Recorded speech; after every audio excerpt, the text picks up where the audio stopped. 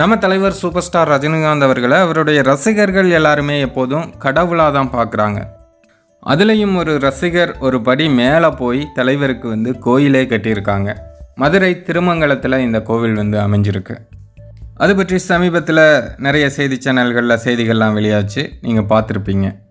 இப்போது அந்த ரசிகரை தலைவர் ரஜினிகாந்த் அவர்கள் நேரடியாக வீட்டுக்கே கூப்பிட்டு கௌரவிச்சிருக்காங்க. அந்த ரசிகர் ஒரு பேட்டி கொடுக்கும்போது என்ன சொன்னார் அப்படின்னா, அவர் தலைவர் ரஜினிகாந்த் அவர்களை கும்பிட்டு போனதுக்கு பிறகு தான் அவருக்கு இராணுவத்திலே வேலை கிடச்சிதான். நாங்கள் அவரை கடவுளாக தான் பார்க்குறோம், எங்களுக்கு வேணுங்கிறத அவர்கிட்ட வேண்டும்போது எங்களுக்கு கிடைக்கிது, அதனால தான் இந்த கோயிலை கட்டியிருக்கோம், மற்றபடி விளம்பரத்துக்காக எதுவுமே கிடையாது. நாங்கள் போன பிறகும் எங்களுடைய அடுத்த தலைமுறையினரும் தலைவரை குலதெய்வமாக வழிபடுவாங்க அப்படின்னு அந்த ரசிகர் பேட்டி கொடுத்துருந்தார். தலைவர் அவருக்குள்ளே எந்த அளவுக்கு ஒரு தாக்கத்தை ஏற்படுத்தியிருந்தால் தலைவருக்கு கோயிலே கட்டணும் அப்படின்னு நினச்சி அவர் இந்த மாதிரி ஒரு விஷயம் பண்ணியிருப்பார். மதுரையை சேர்ந்த அந்த ரசிகருக்கு தலைவரோட ரசிகர்கள் சார்பாக வாழ்த்துக்கள்.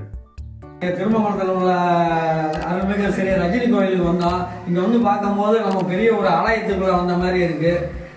ரஜினியோட சிலைகள்லாம் ரொம்ப அற்புதமாகவும் நல்லாவும் இருக்குது. ஒன்று உற்சவர் வச்சுருக்காரு, இன்னொரு மூலவர் ஒன்று வச்சுருக்காரு, உற்சவர் ஒன்று வச்சுருக்காரு. ரெண்டுமே நல்லா இருக்குது. நம்ம உள்ளே வந்ததே ஒரு கோயிலுக்குள்ளே வந்த மாதிரி இருக்குது. இவர் இந்த கார்த்திகை இதை எடுத்து செய்வது பார்க்கும்போது ரொம்ப பிரமிப்பாகவும் இருக்குது, ஆச்சரியமாகவும் இருக்குது. எல்லாத்துக்கும் உள்ளே வந்தோடனே ஒரு தலைவரை பார்த்த ஒரு ஃபீலிங்கே இருந்துச்சு. எங்களுக்குள்ள ஒரு பெரிய நடுக்கமும் வந்துருச்சு. ஒரு அருள் இறங்கின மாதிரி இருக்குது. இந்த இடத்துக்கு வந்தது ரொம்ப சிறப்பாக இருக்குது.